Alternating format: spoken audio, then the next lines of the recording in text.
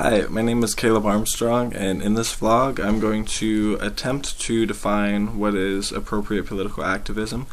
Specifically, I'm going to try to tackle what is appropriate political protest, really. And the answer to it is I don't think there is any strict definition to what is appropriate or not.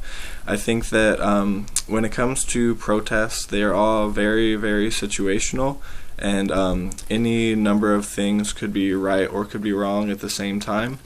The only thing that I really agree on is that the amount of force or violence, whatever you want to call it, that the protesters use is only up to the amount of whatever the police or military is forcing on them.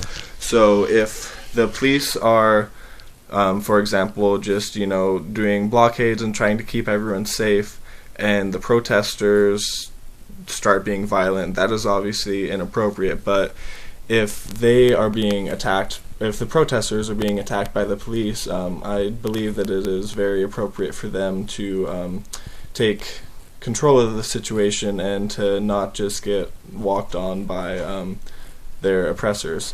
For an example, right now, the past few weeks, really the past few months, it's been building up. There have been protests in Ukraine, and they've been getting increasingly violent, but it's a two-way street.